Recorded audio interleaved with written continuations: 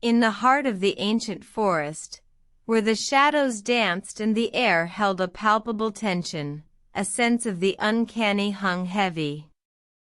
The villagers whispered tales of spectral figures and eerie sounds that echoed through the trees. One night, the uncanny took a more alarming turn. The village blacksmith, a stalwart man named Thomas, was found dead in his forge, his body cold and lifeless. The cause of death was a mystery, for there were no signs of struggle or injury.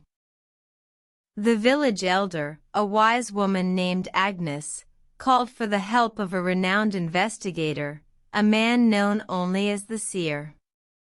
He was a man of unusual abilities, rumored to communicate with spirits and solve the most inexplicable mysteries. The Seer arrived under the cover of darkness, his eyes gleaming with an otherworldly intelligence. He examined the forge, his gaze lingering on the anvil and the charred remains of the forge fire. He knelt by Thomas's body, his face a mask of concentration. After what felt like an eternity, the Seer rose, his eyes filled with a strange light. "The uncanny has claimed another victim," he said, his voice echoing in the silent forge. Thomas was not killed by any man or beast. He was taken by the whispering specter.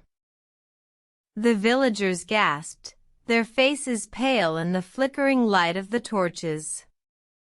The Seer continued, "The whispering specter is a vengeful spirit, seeking retribution for past wrongs.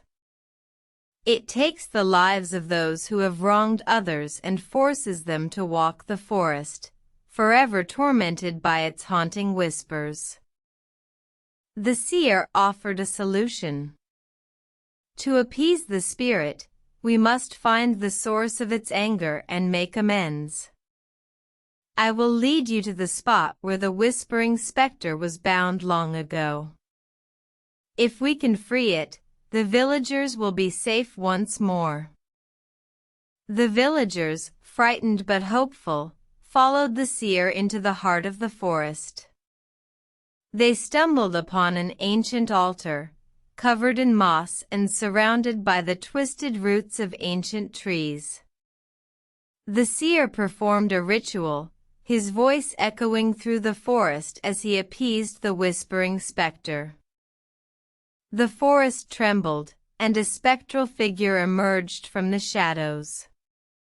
It was the whispering specter, its spectral form writhing in agony. The Seer spoke, and the specter seemed to understand. It nodded, its form fading away as it drifted back into the shadows. The villagers breathed a sigh of relief, their fear replaced by a sense of awe. The Seer turned to them, his eyes filled with wisdom. "The forest is safe once more, but remember, the uncanny is always watching. It is up to you to ensure that it remains at bay." And with that, the Seer disappeared into the night, leaving the villagers to ponder the mysteries of the forest and the uncanny that lurked within.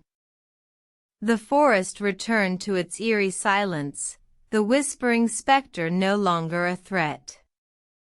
But the villagers knew that the uncanny was always waiting, just beyond the edge of their vision, ready to reveal its secrets to those who dared to seek them out.